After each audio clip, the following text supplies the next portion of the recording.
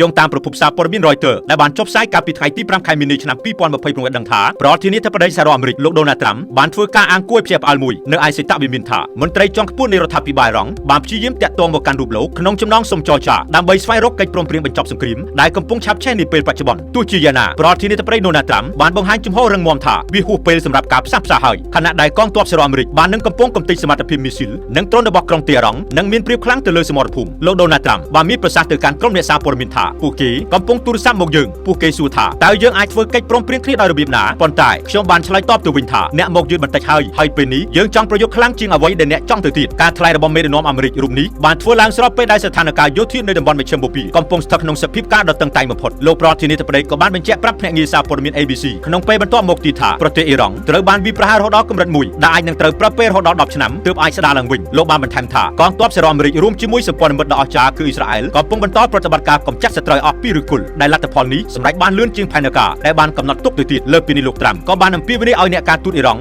នៅទូទាំងពិភពលោកចុះចូលនិងសុំសិទ្ធិជ្រកកោននយោបាយដើម្បីចូលរួមបង្កើតអ៊ីរ៉ង់ថ្មីដែលមានសក្តានុពលខ្លាំងជាងមុនស្របពេលដែលរដ្ឋបាលលោកត្រាំកំពុងបង្កើតសម្ពាធយោធានៅឯវិមានកាពីតូលវិញសភាតំណាងរាស្ត្រសហរដ្ឋអាមេរិកក៏បានបោះឆ្នោតច្រានចោលសេចក្តីព្រាងច្បាប់ដែលមានបំណងកម្រិតអំណាចរបស់ប្រធានាធិបតីក្នុងការធ្វើសង្គ្រាមជាមួយអ៊ីរ៉ង់ផងដែរយោងតាមសេចក្តីរាយការណ៍ពី CNN នៅថ្ងៃដដែលនេះលទ្ធផលនៃការបោះឆ្នោតគឺមិនយល់ព្រមចំនួន219សំឡេងទល់នឹង212សំឡេងដែលជាជ័យជំនះដ៏សំខាន់សម្រាប់គណៈបក្សសាធារណរដ្ឋក្នុងការគ្រប់គ្រងនយោបាយការបរទេសរបស់លោកត្រាំទោះបីជាមានការជំរុញយ៉ាងខ្លាំងពីសំណាក់លោក Hakeem Jeffrey មេដឹកនាំសម្លេងភាគតិចនៃបកប្រជាធិបតេយ្យដើម្បីឲ្យមានការបង្រួបរวมសម្លេងក្នុងការទប់ស្កាត់ការប្រើកម្លាំងបាយក៏ដោយក៏សមាជិកបកប្រជាធិបតេយ្យមួយចំនួនដែលគ្រប់គ្រងអ៊ីស្រាអែលបានសម្រេចបោះឆ្នោតប្រឆាំងនឹងមតិបកខ្លួនឯងដែលជាហេតុធ្វើឲ្យកិច្ចខិតខំប្រឹងប្រែងកម្រិតអំណាចសង្គ្រាមក្រោមច្បាប់ឆ្នាំ1973ត្រូវបរាជ័យយោងតាមរបាយការណ៍ស៊ើបការណ៍សម្ងាត់ដែលត្រូវបានផ្សព្វផ្សាយដោយប្រព័ន្ធផ្សព្វផ្សាយអាមេរិកកាលពីថ្ងៃពុធទី4ខែមីនាឆ្នាំ2026បានបង្ហាញថាទីភ្នាក់ងារស៊ើបការណ៍អ៊ីរ៉ង់ពិតជាបានផ្ដល់សញ្ញាចង់បើកការចរចាពិតមែនប៉ុន្តែមន្ត្រីសេតវិមានបានអះអាងថាដំណោះស្រាយផ្លូវការណាមួយនឹងមិនអាចកើតឡើងក្នុងពេលឆាប់ៗនេះទេ